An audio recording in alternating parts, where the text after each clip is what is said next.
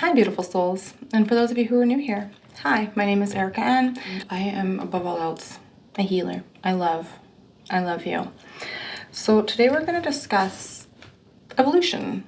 Sometimes it can feel like we, are lost in a forest, like Hansel and Gretel leaving breadcrumbs for ourselves. We don't always see everything, laid out neatly before us, and it can take sometimes quite more than just a few times or lessons before we have really feel like we've developed the necessary insight or clarity to step into the next chapter. And so there's something I really wanted to bring to your guys' awareness, and something that you might already know of, but is duality, right? The duality embedded in nature.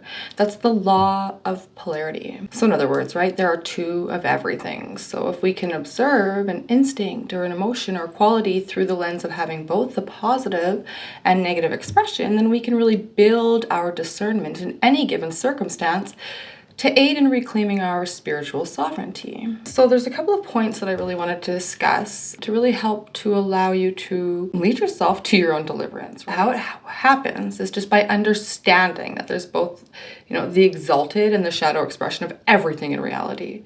There's always something that's a completely aligned way, right, to express an energy, as well as a shadow side of that very same energy. So let's look at emotion. Let's look at ambition. The spiritual community can have a lot of mixed concepts on that when it comes to ambition because of the ego, right? And to have ambition on its own is not evil in and of itself. But if we can't accept our own ambition, then we can have a hard time coming to terms with certain aspects of ourselves and try to distance ourselves from those states by suppressing or denying them.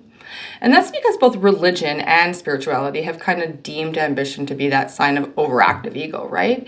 And even though there's a lot of really blatant examples in the world around us to back that up, let's keep in mind that religion was specifically designed to keep us in a slave mentality and in need of a shepherd, therefore a sheep. So when we apply the law of polarity, to this state of being, we can see that the positive, exalted form of ambition is passion in action. And it's assertion of our own willpower. But the shadow side of that, which is not so wonderful, is that dog-eat-dog cutthroat energy that we see around the world that we were raised into. So applying this polarity to this scenario can show us that on one side, judgments we hold about what it means to be or have ambition can cut us off from our ability to convey our passions and our life force. While on the other side, the shadow side can come across really shameless, right, and aggressive, which are hallmarks of an unhinged ego. So beautiful souls, if you are currently lacking purpose or passion, try to first understand or unveil if you have any aversions to expressing your own ambition. And another one is humility. In its proper place, humility is a state of awe, even if we have to be humbled into humility, right? If humility is a companion on your journey, then you're with wise company. But yet to chronically see ourselves as insignificant or incapable of accessing knowing is beyond deceitful. There is nothing enlightening about regarding the human conditioning as futile or incompetent to spirit. We're in this form right now so that we can come to terms with all forms of manifestation. We haven't fallen, and no amount of spiritual abuse is going to correct us. We are absolutely capable of receiving truth to the ability that this plane offers. Everyone who's evolving will take on their own rhythm of expansion, contraction, and the more that you evolve, that rhythm will shift.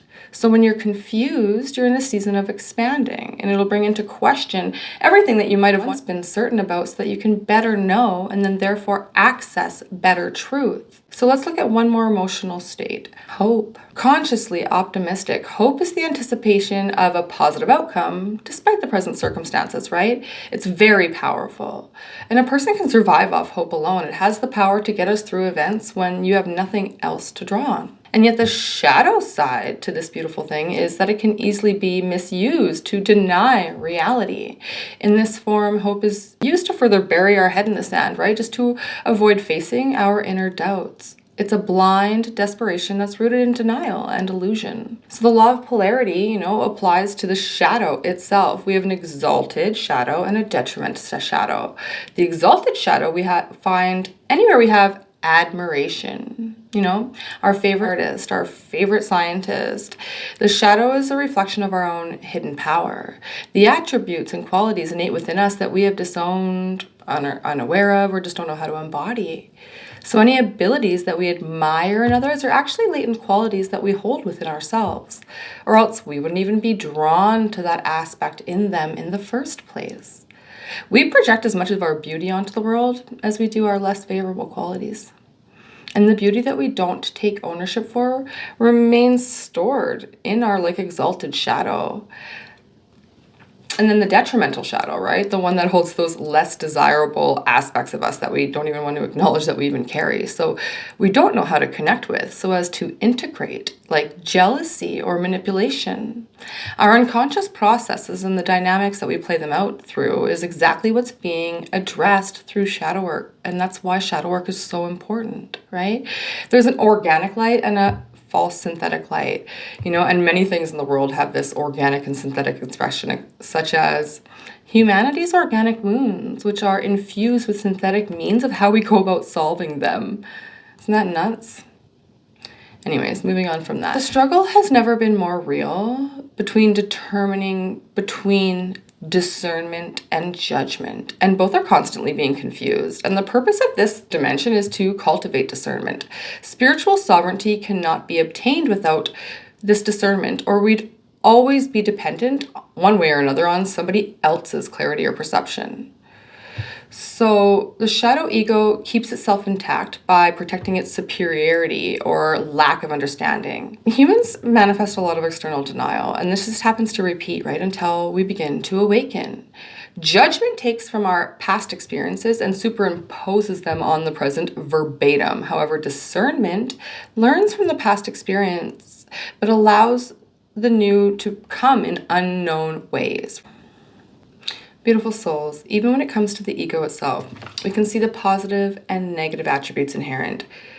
The ego is the equipment that allows us to experience ourselves as the focal point of all of creation. It's our identity that allows us to have a separate and unique experience. And it really is the way we're supposed to kind of learn how to love ourselves. But when it's inflamed, it blocks us from the unity that we share with all of creation by over-identifying with the experience of separateness. So if the ego goes unchecked, we can become a slave to its tyrannical psyche that perceives any self-correction as a threat to its kingdom, right? I hope this has really helped, beautiful souls.